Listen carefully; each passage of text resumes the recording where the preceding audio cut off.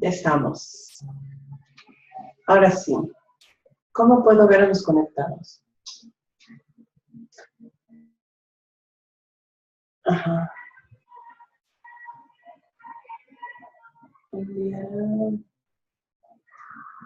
Hay 4 personas. A ver. Ah, bueno. Es que acá arriba se aprecia.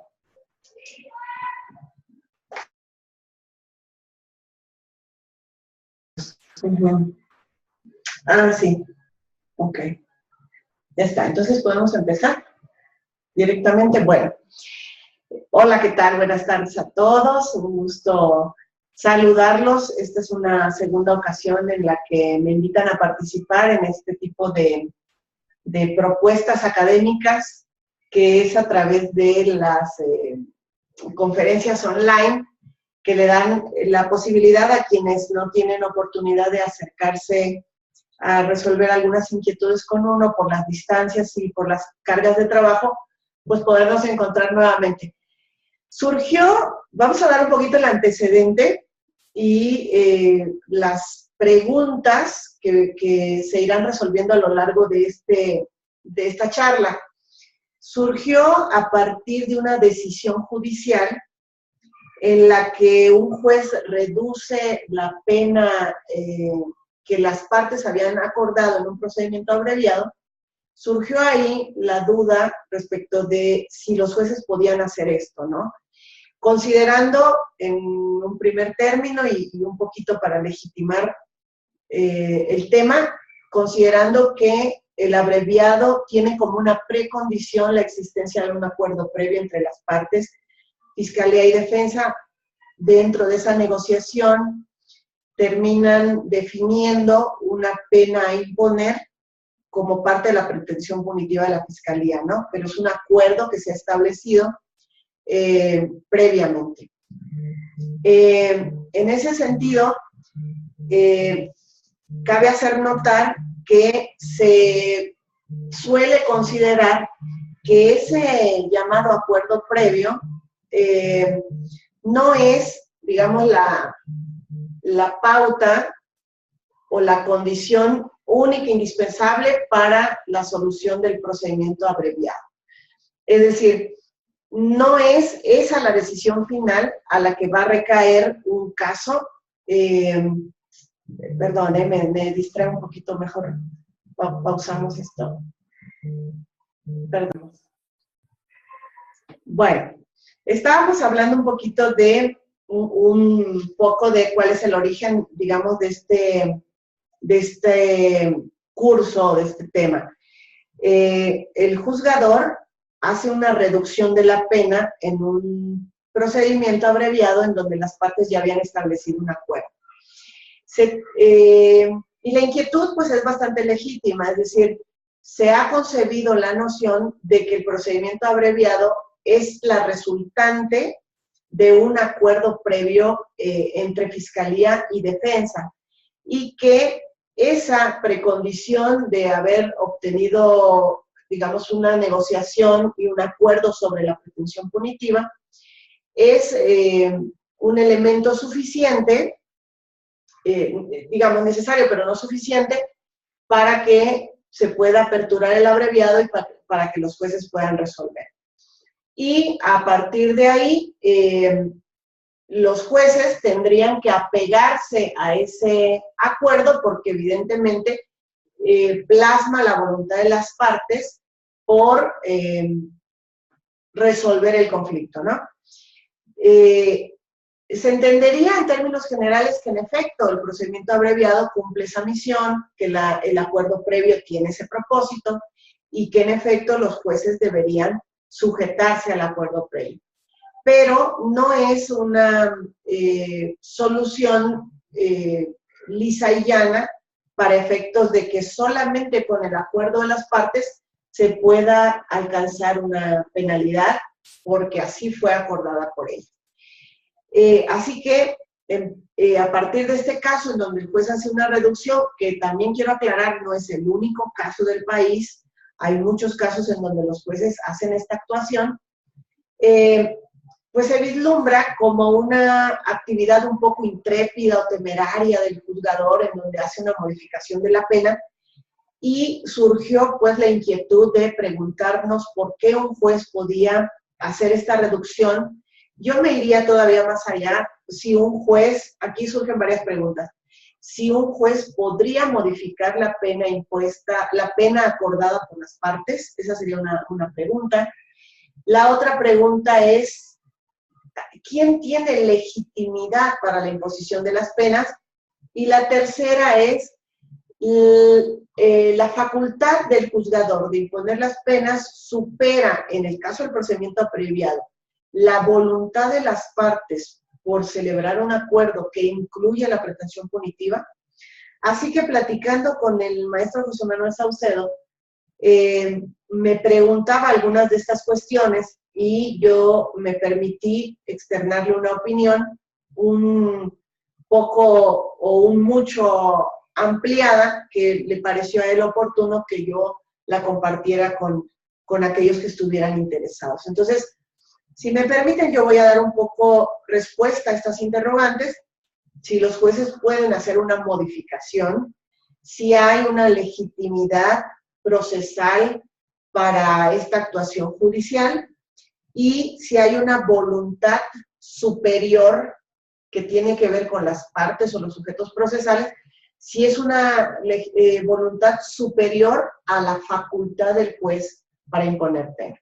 Entonces, en primer término, y de manera muy simplista, algunos abogados, cuando el maestro José Manuel Saucedo estableció la inquietud a través de las redes sociales, algunos abogados, y eso lo digo a título personal, de manera muy simplista, dijeron, claro, el juez puede imponer las penas porque lo faculta el 21 de la Constitución, un párrafo que señala que la imposición de las penas es propia y exclusiva de la autoridad judicial. Esto sería, de alguna manera, una pequeña o una primera aproximación, pero no es la totalidad de la respuesta de por qué los jueces pueden reducir la pena en el abreviado. Y yo me voy a permitir explicar un poco. Sí es cierto, en efecto, hay una posibilidad de que el juez modifique la penalidad por esa facultad que tienen del 21 constitucional. Eso no nos cabe la menor duda, que ahí está el punto donde se legitima la actuación del juzgador en materia de resolución de conflictos. Los jueces, al resolver un procedimiento ordinario, un procedimiento abreviado, están ejerciendo esa facultad de imposición de la pena. La Constitución señala que es una actividad propia y exclusiva de la autoridad judicial, lo cual implica que no ha sido delegado en ninguna de las partes esta posibilidad.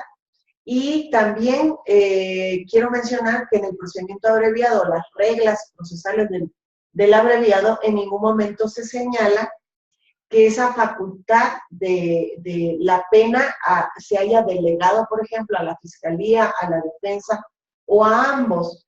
Sigue siendo el juez el que determina la imposición de la pena, su duración o su modificación. Hay otro aspecto que yo quiero tratar y que yo espero les sea muy útil, no solamente cuando hablamos de abreviado, sino cuando hablamos de otros actos procesales que son necesarios en el sistema y en donde van a ver ustedes un activismo judicial, es decir, el juez actúa un tanto de motu propio, es decir, el juez actúa respecto de algún acto procesal con base en su conocimiento del derecho, aun cuando ese derecho no le haya sido invocado por las partes. Y para ello yo necesito explicarme un poco más en relación a un principio. Hay un principio denominado iura novit curia. Lo he mencionado en algunas ocasiones, en algunos videos, en algunas conferencias. El principio de iura novit curia es un principio que nosotros en México lo hemos identificado a través de una máxima que nos enseñaron desde la licenciatura, que lo vimos en distintos libros, que es aquella que decía, el juez conoce el derecho. Y evidentemente ese conocer el derecho implica diversas cosas. Una de las cuestiones más importantes que implica el conocimiento del derecho, esa máxima decía, dame los hechos que yo te daré el derecho. En primer término diríamos que los jueces no juzgan, por ejemplo, clasificaciones jurídicas, no juzgan modalidades, no juzgan penalidades, lo que los jueces juzgan son hechos. Y a partir de la evaluación de esos hechos, entonces ellos resuelven. De ahí que la máxima diga, dame los hechos y yo te daré el derecho. Ese es específicamente el principio de iura non et curia. Ahora, ¿cómo lo vamos a combinar con esta legitimidad que tienen los jueces para imponer sus decisiones? Lo vamos a legitimar de la siguiente manera. Vamos a explicar primero en qué consiste el iura non et curia, pero de manera práctica, en la vida real, cómo se ve representado ese principio. El principio de iura non et curia le permite al juzgador, primera, por ejemplo, hacer uso de alguna regla de derecho que no ha sido invocada por las partes, y segunda, si la regla de derecho ha sido invocada por las partes, pero se le ha dado otro tipo de interpretación, el juez puede no considerar la interpretación de la parte que lo ha invocado y dar su propia interpretación del derecho.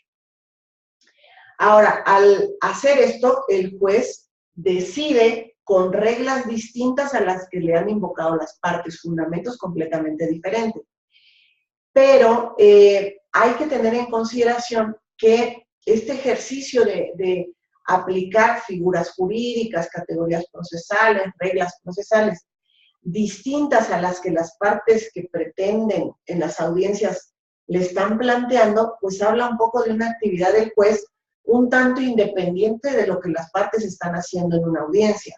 Es decir, supongamos que una de las partes está solicitando que se imponga una pena en un procedimiento abreviado de 6 años de prisión, porque así fue acordado por las partes.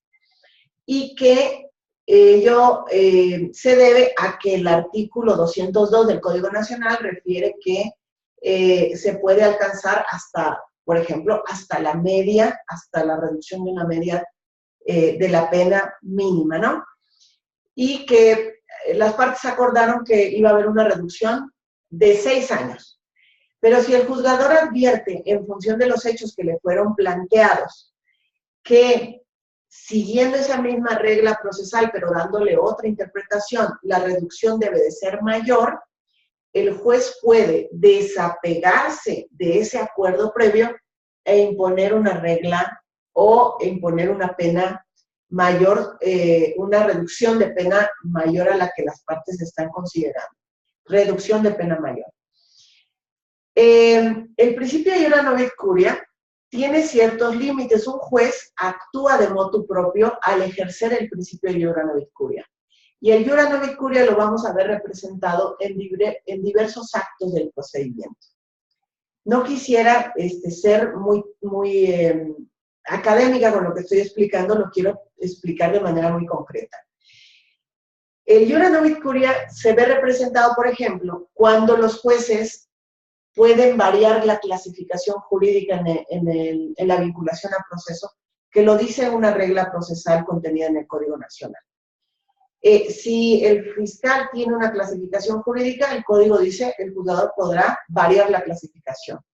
Para algunos esto pareciera una actividad que no es propia de la autoridad judicial porque estaría haciendo una función que le toca a la fiscalía, dirían algunos, ¿no? Que la clasificación jurídica es competencia de la fiscalía. Pues no es así. Lo que el juez está haciendo en ese acto procesal es aplicando el iura non et curia. Es decir, le han planteado unos hechos. De acuerdo a esos hechos, él considera que le corresponde una regla procesal distinta, es decir, corresponde a lo mejor otro tipo penal, otra modalidad, no es doloso sino culposo, y por lo tanto corresponde en función de eso hacer una clasificación jurídica diversa, pues el juez lo puede hacer y ahí está aplicando el principio de iura non et curia. En las medidas cautelares, cuando dice que los jueces pueden imponer una medida cautelar distinta a la que las partes estén solicitando o sea materia de discusión, porque muchas veces el fiscal pide una medida cautelar y a veces la defensa intentando oponerse a la medida que pide la Fiscalía, propone otra, en esos casos, el juez, dice el código, tendrá facultad para imponer una medida cautelar distinta a la que le ha sido solicitada, que él considere que se adecua más a las circunstancias del caso concreto. Si ven ustedes, ahí también está aplicando principios de iura novit curia porque está conociendo los hechos, materia de medida cautelar, y en función de esos hechos considera que le corresponde un derecho distinto, es decir, tal vez no es la medida cautelar contenida en el 155, fracción 14, que es una prisión preventiva, tal vez para él es una fracción distinta, una medida cautelar distinta. En el abreviado está ocurriendo exactamente lo mismo. Al juez le están planteando una serie de hechos. En función de esos hechos se le advierte que de acuerdo a esos hechos correspondería una penalidad distinta. Está haciendo una reinterpretación del artículo 202 y está imponiendo la que él estima que se adecua mejor a las circunstancias del caso concreto. Entonces, lo que ustedes ven hacer en estas tres actividades, en la vinculación al proceso, en las medidas cautelares y en el propio abreviado, es una expresión del iura novit curia. También podríamos decir que incluso el iura novit curia opera en el control de detención. Cuando la Fiscalía, por ejemplo, supone que los hechos tienen relación con un supuesto de flagrancia, y el juez advierte que de acuerdo a los hechos le corresponde un supuesto de flagrancia distinto. El juez puede variar la aplicación del derecho considerando estos hechos, y esto no es un tema solamente de tipo académico, sino de tipo de naturaleza práctica. Los jueces hacen esta función y la pueden hacer sin menoscabo de su imparcialidad judicial. Pero, ¿qué se necesita para que los jueces al momento de aplicar este iura novit curia, pues evidentemente no afecten la imparcialidad, no perjudiquen a una de las partes, no menoscaben derechos? Hay algunos límites que tiene el iura novit curia que quisiera yo aclarar. Si el iura novit curia significa que cuando las partes en un proceso acuden ante él, le plantean unos hechos y en función de esos hechos reclaman un derecho o invocan un derecho, y el juzgador entiende que le corresponde un derecho diverso o que le corresponde la interpretación de ese mismo derecho, pero una interpretación distinta, pues entonces tengo que cuidar mucho que el juez, al momento de cambiarme el derecho o de cambiar mi interpretación sobre ese derecho, el juez no se exceda menoscabando algunos otros principios o derechos del sistema. Yo explicaría que hay dos grandes límites para que el juzgador no menoscabe estos derechos que estoy comentando. El primero de los límites que tiene el iura novit curia es que el juez nunca imponga una pena superior o nunca agrave la situación de un imputado cuando así está decidiendo aplicar el iura novit curia. Así que el primer límite lo tenemos ahí. Un segundo límite, y ahorita yo creo que me puedo apoyar aquí para hacer un ejercicio. Un segundo límite es la contradicción. Los jueces, cada vez que deciden modificar el derecho, deben considerar abrir el debate respecto de esta modificación que el propio juzgador está haciendo. Es decir, si el juez encuentra que lo que corresponde es un distinto derecho a aplicar, tendría que abrir la contradicción, señalando, dándole el uso de la voz a las partes, para que las partes entonces ahora se protejan, debatan sobre este nuevo derecho que él mismo está planteando, y finalmente eso él resuelva. El tercer y último límite lo hace el propio principio de congruencia. El principio de congruencia que algunos lo han limitado al señalar que el principio de congruencia significa entre lo pedido, lo concedido. Y me parece que también ahí hay una idea muy simplista de lo que en realidad es el principio de congruencia. El principio de congruencia no es, a pesar de lo que diga el Código Nacional, el principio de congruencia no es en función de los hechos, lo resuelto, o en función de la pretensión, lo resuelto. El principio de congruencia incluye diversos aspectos que hay que tomar en consideración. Yo quisiera explicarles a partir de esta noción del principio de congruencia, cómo va a operar el Iura Novit Curia en el abreviado. Me voy a poner de pie para mostrarles aquí. En realidad, el principio de congruencia contiene 4 elementos. El principio de congruencia contiene la pretensión de una de las partes. En este caso, en el abreviado, la pretensión es que se conceda una sentencia condenatoria. ¿Verdad? El segundo elemento del principio de congruencia son los hechos. Que hay que expresarle al juzgador los hechos que sustentan este pedido, ¿no? De la sentencia condenatoria. En el abreviado es el relato que el fiscal refiere que el día tal, a tal hora, un sujeto ha cometido tal o cual cosa. Aquí hay un límite en el principio de congruencia para el juzgador. El juez no puede variar estos hechos. No puede variar los hechos. ¿Ok? Un tercer elemento del principio de congruencia, aquí les voy a poner arriba, que se trata del principio de congruencia del que estamos hablando. Y ahorita les voy a decir dónde entra el Iura Novit Curia. Congruencia. La pretensión, los hechos. El tercer elemento del Iura Novit Curia es el derecho.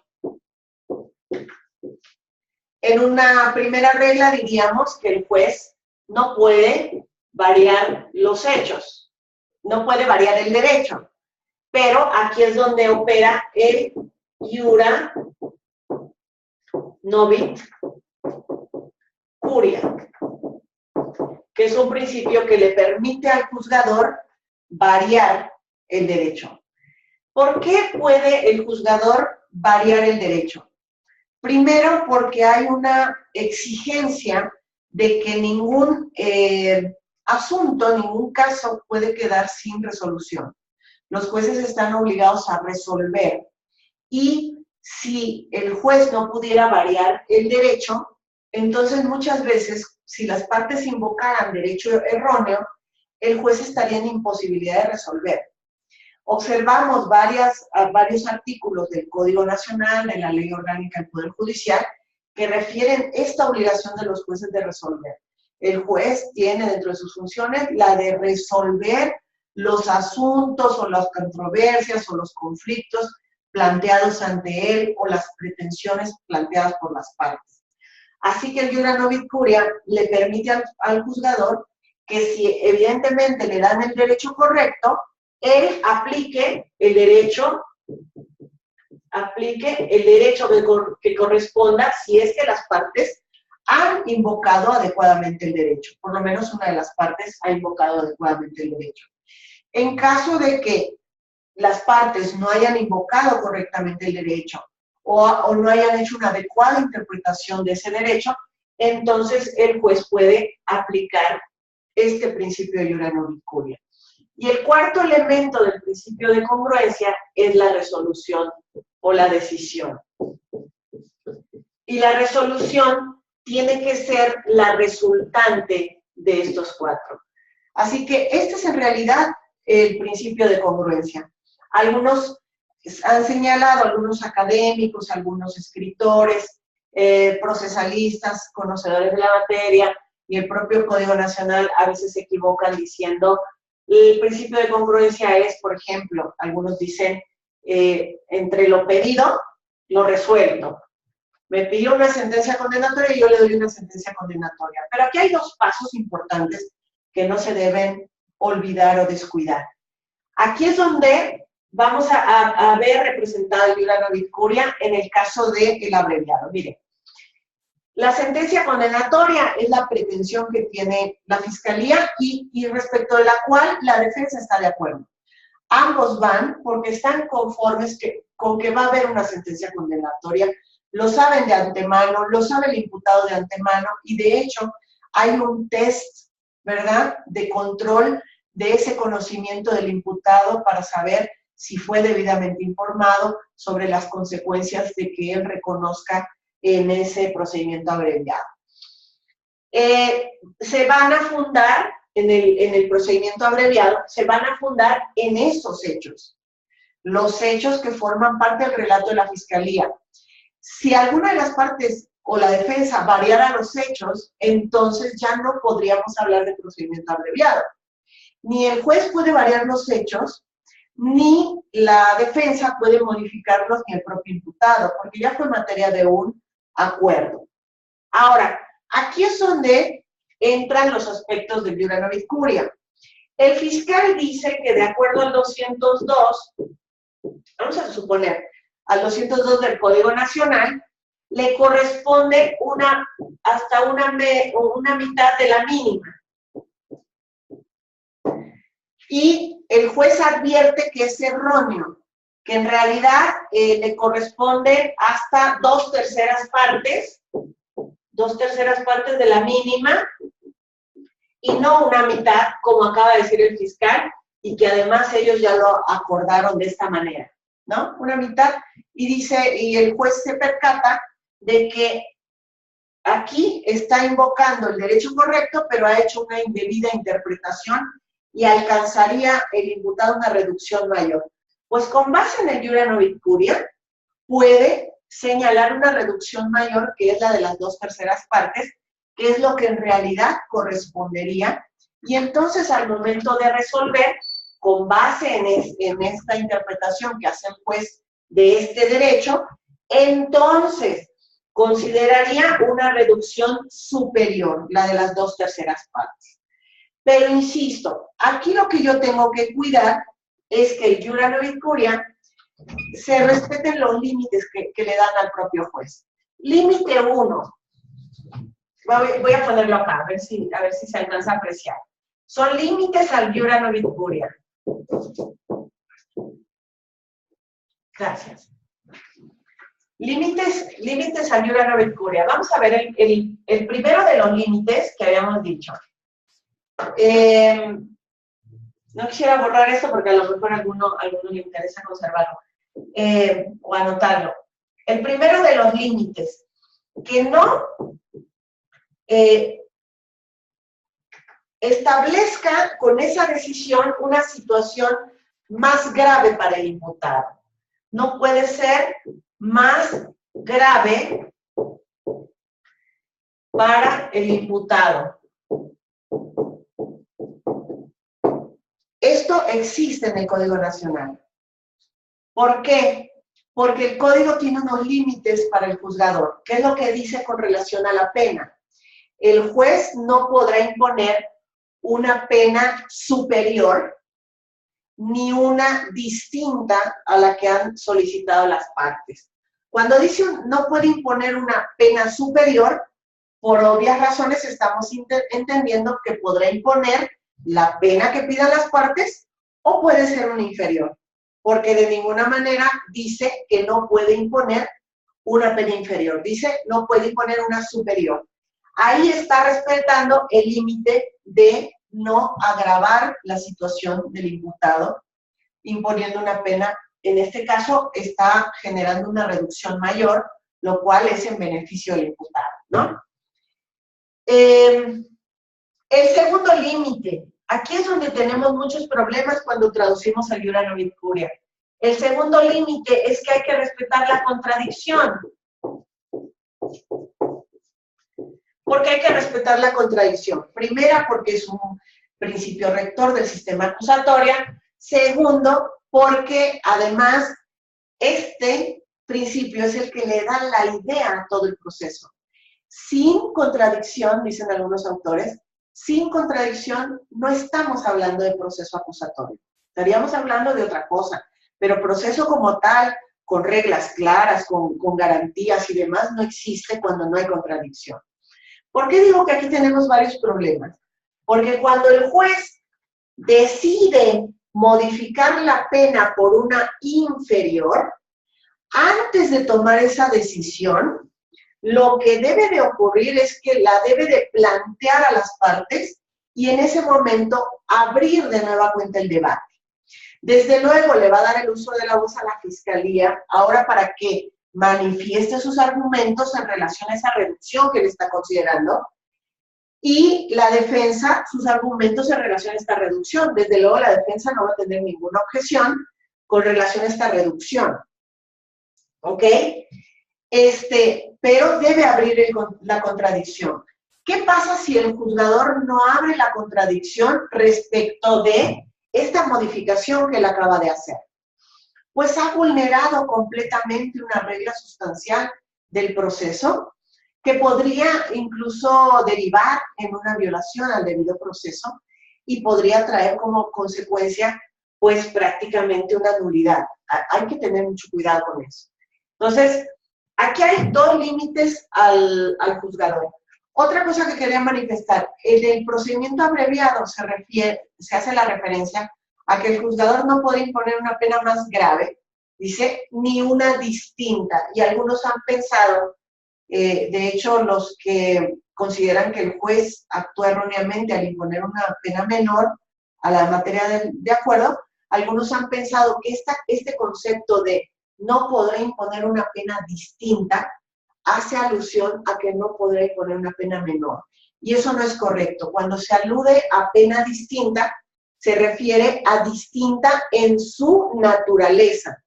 Tengamos en consideración que penas no solamente son las de prisión, ¿no? Las privativas de libertad.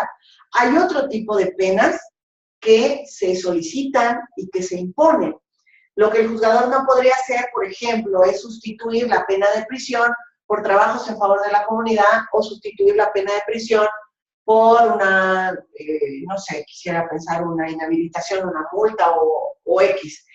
Un juez no puede modificar, dar un salto de una pena de determinada naturaleza a otra, porque entonces no estaría respetando esta regla procesal, pero no dice nada de imponer una pena menor. Dice, no podría imponer una pena mayor ni una distinta de su naturaleza, vuelvo a insistir. Entonces, los límites del iura novit curia dice no agravar la situación del imputado al modificar el derecho, respetar la contradicción y respetar el principio de congruencia. Serían los tres límites. ¿Qué debemos de hacer nosotros en el procedimiento abreviado si yo, por más intentos que hice, me acerqué a la fiscalía y pues la fiscalía de repente tiene ciertos criterios y a pesar de que el código diga el imputado podrá alcanzar una pena de una reducción de hasta 2/3 partes de la mínima, pues al acercarme a la fiscalía solamente me ofrece hasta acá. ¿Qué es lo que yo debo de hacer con esta oferta? Pues desde luego no me quedará más remedio, si me interesa optar por el abreviado, por aceptar este acuerdo. Ahora, ¿esa es mi única alternativa? No. Si yo acepto el acuerdo, me voy al procedimiento abreviado, participo en la audiencia. Cuando se pregunta sobre la voluntad de celebrar el acuerdo, se manifiesta que hubo voluntad de celebrarlo, pero antes de que el juzgador se retire a hacer su deliberación, antes de que el juzgador resuelva sobre la imposición de la pena, hay que utilizar este argumento consistente en que usted conoce el derecho. Es decir, señoría, a usted lo está investido del principio de iura novit curia, usted tiene la facultad de que una vez que conoce los hechos, puede aplicar el derecho. tiene la facultad de la imposición de las penas, que es una facultad exclusiva de la autoridad judicial.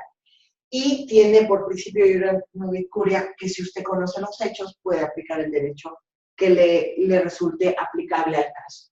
En el caso, señoría, si bien el artículo 202 señala que para este tipo de delitos se puede alcanzar hasta 2/3 partes, yo no estoy manifestando que no haya tenido voluntad o no haya habido voluntad de celebrar el acuerdo, estoy manifestando que el derecho me permite alcanzar hasta las 2/3 partes y a usted le corresponde hacer una interpretación adecuada del derecho. Esto siempre bajo los límites de que esta petición es para no agravar la situación del imputado, que se permita la contradicción a la contraparte si tiene algo que manifestar y siendo respetuoso del principio de congruencia. Argumentos de esta naturaleza han operado con éxito en algunos lugares donde yo he tenido oportunidad de asesorar o sugerir que los defensores apliquen esto. Tengo varios casos, por ejemplo, en el estado de Colima, con algunos defensores que en el momento de la audiencia hicieron el planteamiento más o menos con argumentos así, mejor armados incluso, porque yo ahorita lo estoy haciendo sin mucha técnica, pero lo plantearon en audiencia una vez que las partes habían interactuado, que el imputado había reconocido la parte que le toca, y antes de que el juzgador cerrara completamente el debate, un defensor le hizo este planteamiento y le dijo, mire, bajo el principio de grano de curia, usted puede aplicar una pena distinta. El código señala que hasta 2/3 partes, y no pudimos alcanzar las 2/3 partes por los límites que la Fiscalía nos estableció, pero a usted le corresponde la imposición de las penas. Cuando se le sugirió al juzgador que habría que respetar la contradicción, concediéndose el uso de la voz a la contraparte, es decir, a la Fiscalía se sorprendió de esta petición, y cuando el juzgador le concedo el uso de la voz, fiscal, por si desea manifestar algo, él dijo, no tengo nada que manifestar, es todo. Y evidentemente eso implica que no hubo oposición respecto a esta petición que hacía la defensa, y al salir el juzgador decidió establecer una pena cuya reducción era mayor a lo que el procedimiento abreviado se había alcanzado en ese acuerdo. Entonces, básicamente esta es la explicación técnica de por qué los jueces pueden hacer esa modificación. En el caso concreto, que yo no lo conozco en detalle ni a profundidad, yo desconozco si hubo un respeto a estos límites, solo sé que se impuso una pena inferior, lo cual respetó el límite de no agravar la situación del imputado, pero no sé si se respetó la contradicción o el principio de congruencia, solamente sé los detalles que el maestro José Manuel Saucedo nos compartió. Quisiera aprovechar, si ustedes me lo permiten, para que vean cómo opera este mismo aspecto en otra figura procesal, que sería, por ejemplo, en la vinculación a proceso. En la pretensión punitiva, la pretensión es que se vincule a proceso un imputado con base en determinados hechos. De acuerdo a esos hechos, el fiscal le da una clasificación jurídica, y si la clasificación jurídica es correcta, pues el juez no tiene más remedio que resolver con base en esa clasificación.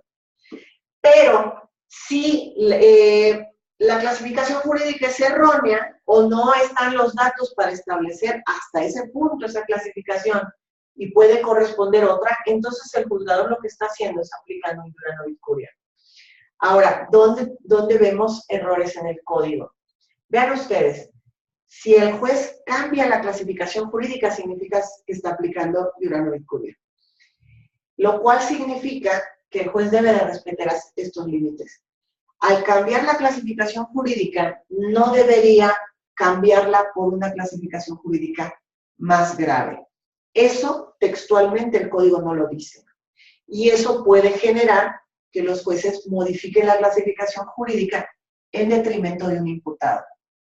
Así que una propuesta que yo hice en el último libro que escribí es que tenemos que hacer reformas que establezcan claramente que el juez, al cambiar la clasificación jurídica, no lo haga por un tipo penal mucho más grave. Es decir, si le están planteando un delito, por ejemplo, de una modalidad culposa, que él no lo cambie por un delito de una modalidad dolosa, porque estaría agravando la situación jurídica del imputado y violentando este iura novit curia.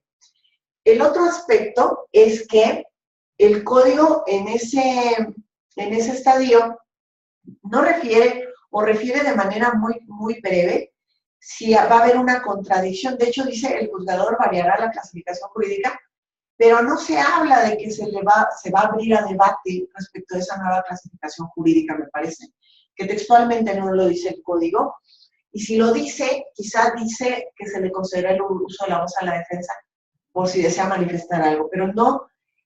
Miren, el punto de que haya un ejercicio de contradicción no significa solamente que haya un espacio donde pueda haber contradicción. Es decir, el juez no tiene que dar el uso de la voz por si alguien desea manifestar algo, porque a las partes no les queda claro qué tienen que manifestar en ese estadio. En realidad, el juez tiene que abrir la contradicción sobre su nueva clasificación jurídica y decir, de acuerdo a los hechos que me han planteado, le es aplicable la clasificación jurídica del delito tal en relación con el artículo tal, tal y tal. De acuerdo a ello, voy a abrir un espacio de debate respecto de esta nueva clasificación jurídica que este resolutor ha encontrado. Y abrir el debate garantiza que no se rompa su imparcialidad. Si él no abre el debate, está actuando como si fuese un fiscal. Y eso violenta su principio de imparcialidad. En las medidas cautelares, fíjense que se respeta la congruencia porque se va a vincular al proceso, pero con una clasificación jurídica distinta, ¿no? Aquí en vinculación. Pero en medidas cautelares se viene a pedir una medida cautelar y se respeta la congruencia cuando la resolución concede medida cautelar. De acuerdo a los hechos planteados, que no pueden ser variados, el juez aplica iura novit curia porque considera que no es el del artículo 155, fracción 14, va a aplicar una medida cautelar distinta o una combinación, está aplicando iura novit curia. ¿Cuáles son los límites? Que no se agrave la situación del imputado. Por esa razón, el código no permite que los jueces impongan la prisión preventiva. El único que la puede solicitar al hacer esta situación, el único que la puede pedir prácticamente es el Ministerio Público. Y ahí el código dice, una vez que haya variado la medida cautelar o elegido una combinación, dice, concederá el uso de la voz para que la defensa manifieste o se le hará del conocimiento al imputado para los efectos de su defensa. Pero no es claro esa fracción, porque en realidad tiene que decir, se deberá abrir el debate para la contradicción ahora en torno a esta nueva medida cautelar que el juzgador está considerando en este estadio. Si no se hace así, se rompe el principio de imparcialidad. Pero bueno, yo aprovecho para hablar de ese principio de iura novit curia que se aplica en estas otras figuras procesales, pero es justamente el iura novit curia el que da la razón por la cual el juzgador puede hacer la variación jurídica y está respetando el principio de congruencia. Llegado el fiscal solicitando una sentencia condenatoria y el fiscal se irá con una sentencia condenatoria. De eso no nos cabe la menor duda. No se van a variar los hechos, el juez, conforme a estos hechos, va a resolver. Al aplicar el iura novit curia, reinterpreta el artículo 202 y establece cuál es la mejor pena en el caso de un imputado. Al imponer una reducción mayor, al bajar la pena a lo mejor de 20 años a 10 años, pues está respetando el límite porque no está imponiendo una pena mayor. Aquí la única parte que habría que revisar pues que si realmente se respetó la contradicción y el principio de congruencia, que es todo esto anterior que habíamos explicado. No sé si a partir de ahí pues hubiera alguna inquietud, si fui clara, y si no, pues yo estoy a sus órdenes si hay algo que resolver sobre este tema.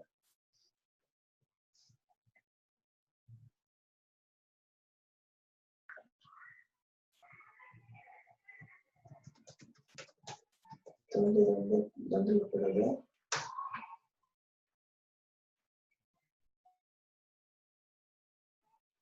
Uh-huh.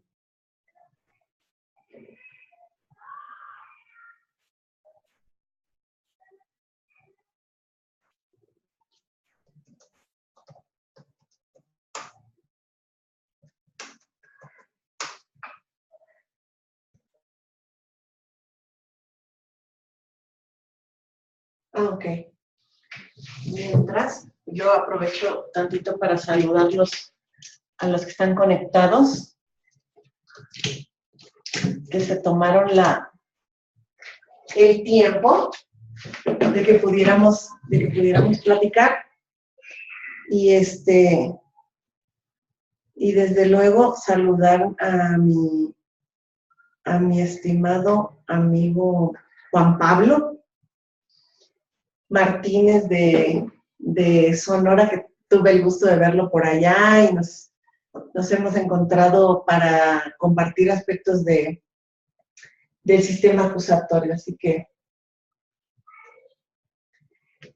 muy bien. Muchas gracias, dice, como siempre, maestra clarísima. No creo que como siempre, a veces como que me acelero mucho en mis explicaciones, pero vean que no es nada más una respuesta simplista de señalar, bueno, es porque el juez tiene la facultad de imponer penas y por eso pasa lo que quiera. Hay ciertas condicionantes, ciertos límites, y todo el proceso acusatorio, todo el proceso penal, tiene una explicación desde bases teóricas. Si las conocemos, no nos sorprenden las decisiones judiciales, ¿no? Y aquí, todo muy claro, dice el licenciado Juan Miguel. De julio para todos, buen día. Dice, un MP federal me ofertó 4 años, 2 meses en abreviado. Le solicité una reconsideración, a lo que me acordó de manera negativa. Mi pregunta es, ¿me voy al amparo o me voy a este razonamiento que nos acaba de dar? Y si me lo niegan, me amparo. Yo iría por la segunda opción, en el sentido de que podríamos establecer esto, que pues la pena no está todavía impuesta. Lo que suele ocurrir es que las procuradurías establecen ciertos criterios internos. Por más, ¿en qué se fundan? En que dice hasta. Entonces, ¿hasta dónde llega la interpretación gramatical del código? Dice, el imputado podrá alcanzar hasta una mitad de la mínima en tales casos y hasta 2/3 en tales casos. La palabra hasta implica que se podría llegar hasta allá o no, y bajo ese criterio, entonces muchos optan por no conceder la totalidad de lo que se puede alcanzar con el tipo de caso de que se trate, ¿no? Tal como está establecido en las reglas del 202. Entonces, yo me encuentro con que el fiscal me hace una oferta, puede ser que pueda moverlo un par de meses o no, y en ocasiones, pues prácticamente estoy con la espada en la pared, con la espalda en la pared, porque no puedo yo, más que tener 2 opciones, o me voy al juicio ordinario a pelear lo que no tiene sentido pelear, o acepto, pues prácticamente la dádiva que me da la fiscalía. yo aceptaría el último límite, después de haber hecho un esfuerzo y haber aplicado mis mejores técnicas de negociación, y aceptaría el último límite para hacerlo valer en audiencia después, esta explicación del iura no licuria. Si el juzgador no atiende esa petición señalando que le da mayor validez al acuerdo previo, usted no puede plantearme esto, esto sería más o menos algo que un juzgador respondería en algunos casos que los jueces no tienen claro también esta función. Porque acuérdense que desconocimiento, imprecisiones las tenemos todos, incluso los jueces. Habrá jueces, yo tengo un conteo de 13 abreviados asesorados en donde los jueces han considerado esta posición, pero no significa que sean los únicos abreviados. Puede ser que en muchos otros casos los jueces hayan hecho la reducción de motu propio, en otras ocasiones ha sido a pedido de la defensa. También encuentro que hay muchos casos donde los jueces desconocen que pueden hacer esta modificación y se sujetan al acuerdo y le dan prácticamente un valor casi de piedra. No me puedo salir de lo que ya acordamos. Si usted no tenía voluntad para ese acuerdo, no lo hubiera firmado y entonces voy a desconocer el acuerdo, ¿no? Así que yo lo plantearía ante el órgano judicial, le haría esta explicación, esta argumentación a efecto de que lo tome en consideración al momento de imponer la pena y desde luego esperar la decisión del juez. Si dentro de su decisión él expresamente señala que la razón por la cual le impone la pena al imputado es por el acuerdo, que porque si bien es cierto el imputado tenía derecho hasta 2/3 partes, pero como aceptaron una media, o la mitad, considero que no me puedo salir del acuerdo y voy a resolver con base en el acuerdo, entonces me buscaría medios de impugnación respecto de la decisión judicial. No puedo irme en contra de el Ministerio Público o impugnar la decisión del Ministerio Público porque evidentemente el hasta significa que es un criterio, que puede llegarse hasta allá o no puede llegarse hasta allá, por lo tanto, difícilmente puedo hacer esta impugnación de esa manera, ¿no? Respecto al cuarto párrafo del artículo 202 del Código Nacional, es correcto interpretar que la penalidad más baja que puede acordarse en un abreviado sería la penalidad mínima menos 1/3 de la mínima en delito doloso. No tengo aquí el código, ahorita lo checamos. Yo tengo unas gráficas, ojalá después nos pongamos en contacto o se establezca un listado de correos para hacerles llegar la regla del 202.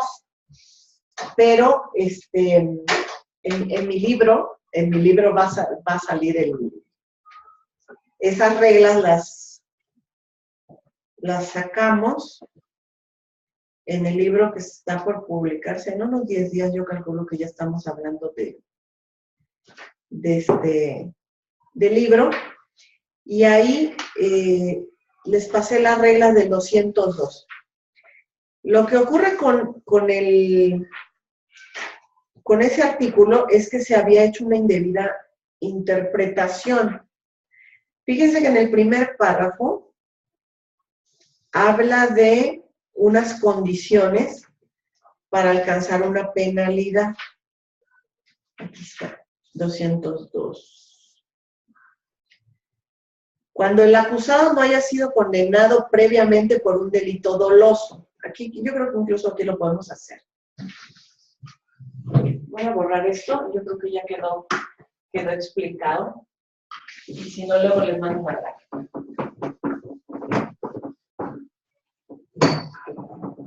Aquí lo explicamos así rápido. A ver, mi primera condición es que el acusado no haya sido previamente condenado por delito doloso. Por delito doloso. Y continúa.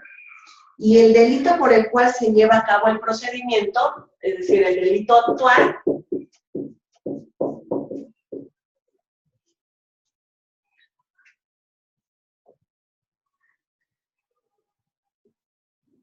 dice, sea sancionado con pena de prisión cuya media aritmética no exceda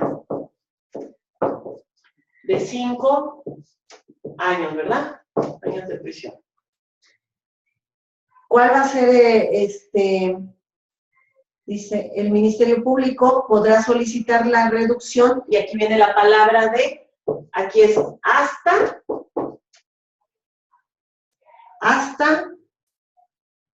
una mitad de la pena mínima, si es delito doloso, el actual, y hasta 2/3 si es delito culposo. Esta es una regla general. El mayor premio de reducción será en este caso. ¿Por qué? Porque el sujeto antes no había cometido delitos dolosos y porque el que actualmente es materia del abreviado no excede 5 años de prisión. Se supone que es una conducta no muy reprochable socialmente, ¿no? Y hago la expresión no muy reprochable, considerando la penalidad de que se trata. Este primer párrafo solamente me da la nota de que este es un supuesto de mayor reducción de pena. Ahora, quiero que vean el cuarto párrafo. En el cuarto párrafo va a haber un cambio de pena para los otros casos. Y ahorita vamos a hablar cuándo se dan los otros casos. En los otros casos dice la reducción de hasta 1/3. Miren cómo baja de media. Aquí en el cuarto párrafo, en lugar de ser media, es 1/3 en caso de doloso. Miren cómo bajó. Y hasta una mitad de la mínima en caso de culposo. ¿Se dan cuenta que hay menos reducción de pena en estos supuestos del párrafo cuarto? Porque aquí era una media y aquí solamente me van a dar 1/3. Acá eran 2/3 y aquí solamente me van a dar una media. ¿Por qué? ¿Se acuerdan que el privilegio era que eran casos en donde no se había cometido antes un doloso y la pena actual no exceda de 5 años de prisión? Explicamos el cuarto párrafo, cuáles son los llamados en cualquier caso con que inicia el párrafo cuarto. Dice, en cualquier otro caso, la penalidad será esta. ¿Cuál podría ser cualquier otro caso? El primero, le voy a cambiar acá, que sí haya sido sancionado previamente con un doloso y el actual no exceda de 5 años. Ahí yo estoy en un supuesto diferente al del párrafo primero. ¿Cuál otro? Supongamos que anteriormente no había sido condenado, pero el actual sí excede los 5 años. Y el último supuesto es si había sido condenado y el delito actual sí excede. Ven que es una combinación de palabras. Lo que estoy diciendo es que en el primer párrafo trabajamos bajo la palabra no había sido previamente sancionado por delito doloso y no excede el delito actual 5 años de prisión. Los otros casos, y aquí están las hipótesis, sí había sido previamente condenado, pero el delito actual no excede 5 años de prisión. O bien, no había sido condenado previamente, pero el delito actual sí excede. O bien, sí había sido condenado previamente y el delito actual sí excede. en estos tres supuestos, entonces la reducción se da de esta manera, ¿no? Se baja mucho precisamente porque en estos casos pues no se cumple, digamos, con la mínima reacción punitiva, ¿no? Así que es correcto interpretar que la penalidad más baja que puede acordarse un abreviado sería la penalidad mínima. Esa ya la contestamos, ¿no? A eso me refería de tu claridad. Eres precisa en tus conceptos. Saludos. Ay, amiga, muchas gracias a Magdalena Sousa. Maestras y Fuentes, buenas tardes. José Antonio Muñoz. Julio. ¿Podemos solicitar la suspensión condicional de la pena si el juez no reduce la pena acordada, pero estamos dentro de los supuestos que lo permiten? Podemos solicitar la suspensión condicional de la pena si el juez no reduce la pena acordada, pero estamos dentro de los supuestos. No, indudablemente no, porque el juez no concedió la pena que había establecido para el caso. Nosotros tendríamos que impugnar que habiendo la posibilidad de alcanzar esta reducción, no se alcanzó. Y Gilberto Contreras, y por tanto se puede acordar una penalidad mayor a la mínima, de acuerdo al grado de reproche. ¿Una penalidad? No, mayor a la mínima. Mayor a la mínima, no. No sé si la pregunta va en el sentido de que si el juez pudiera imponer una mayor a la establecida, porque aquí están las reglas sobre la proporcionalidad de la pena, ¿no? Una media y 2/3, y en estos casos 1/3 y hasta 1/2. Pero el hasta implica el límite hasta donde se puede alcanzar, pero que no necesariamente es obligación del fiscal lograrlo, pero sí obligación del juez, por ejemplo, hacer que se cumpla el alcanzar hasta ahí, hasta donde me lo permiten. Si yo en este supuesto puedo alcanzar hasta una mitad de la mínima tratándose de un doloso y no me han dado una mitad, entonces sí yo puedo pedirle al juez que aplique el iura novit curia. Si aquí yo tengo derecho de hasta 1/3, entonces sí puedo hacer esta petición. Bueno, pues puedo aquí ver a los participantes, ¿verdad? Gilberto. Por las partes. Más alta de la mínima de acuerdo a su reprochabilidad. Sí.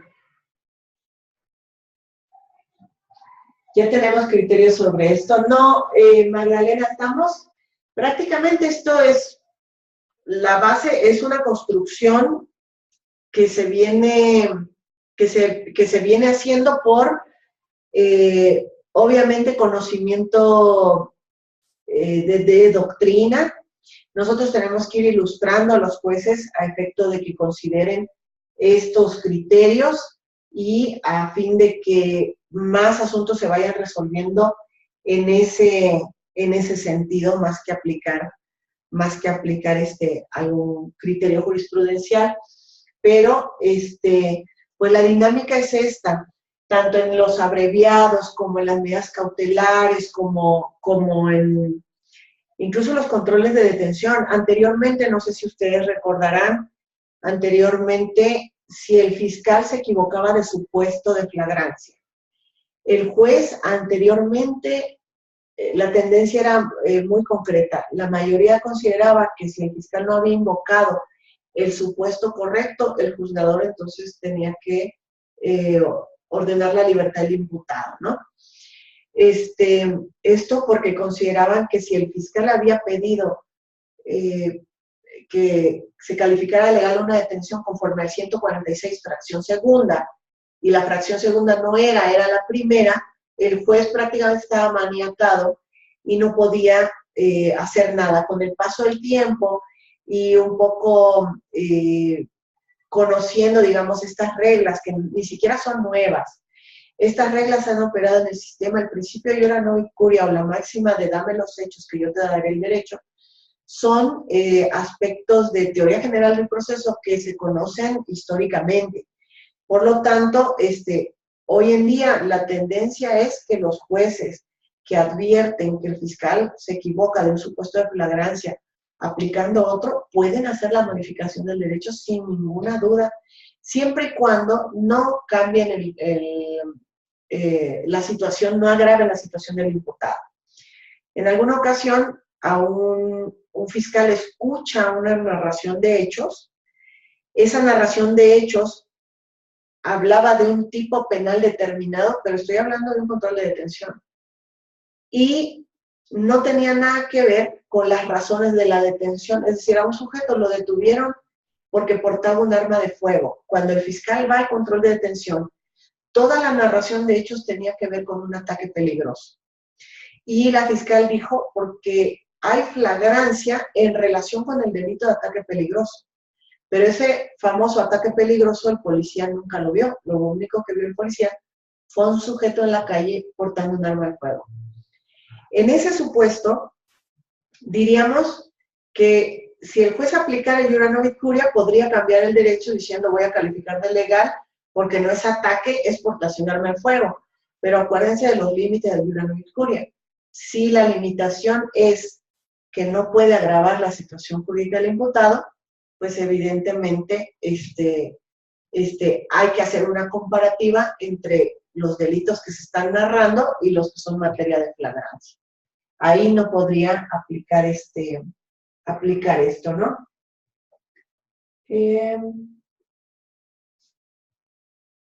Maestras y cuentas, en el caso de que haya solicitado la suspensión condicional de la pena, el juez decidió aplicar al imputado las fracciones tal y tal del 195, en específico la fracción primera, pero dispuso que debía aplicarse el domicilio fijo en su país de origen. ¿Esto se puede considerar que rebasa el principio de iura no curia? No. A ver. Uno. El juez decidió aplicar al imputado las fracciones 1 y 5 del artículo 195 del Código Nacional. No, pero es que aquí estamos hablando de suspensión condicional de la pena. En el abreviado hay un dictado de una pena y con posterioridad se puede hablar de la figura de suspensión condicional. El juez, acuérdense que por el 21 constitucional no solamente es el que impone la pena, sino que además puede modificarla. Lo que no pueden hacer es modificarlo en su dictado. En el abreviado está limitado porque no puede imponer una pena distinta. Posterior a ello, podrá suspender la pena aplicando cualquiera de las fracciones que están comentando ahí, siempre y cuando esté justificada por los hechos para esta suspensión. Muchas gracias por tu comentario, Magdalena. Bueno, pues yo les agradezco mucho a todos, a Daniel Díaz, ¿quiénes están conectados? Daniel Díaz. José Antonio Muñoz, Julio, a Leo, a Juan Miguel, al licenciado Ray, Leonardo, Magdalena, y pues a todos ustedes les agradezco mucho su presencia aquí. ¿En qué se basan las procuradurías o fiscalías de cada estado del país para dar un beneficio menor al que está en el Código Nacional, en el 202? Podríamos argumentar que la ley está por encima de los acuerdos de las fiscalías o procuradurías. Sí, bueno, si los fiscales, es que aquí hay un problema.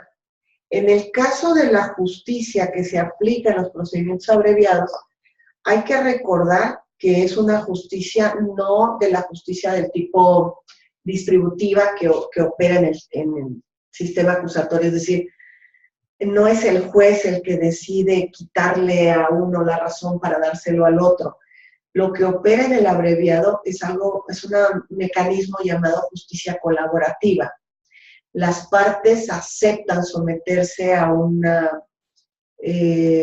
procedimiento diverso porque pues les beneficia a ambos, hay una negociación para ello, ¿no? Lo que hace el código en el 202 es establecerle la regla de los límites hasta donde podrían llegar, pero son las partes las que someten su voluntad a esta regla. Yo sé que puedo llegar hasta una mitad o hasta 2/3, eso yo lo sé, pero si la fiscalía no me da esto, lamentablemente la única opción que tengo es no celebrar el acuerdo.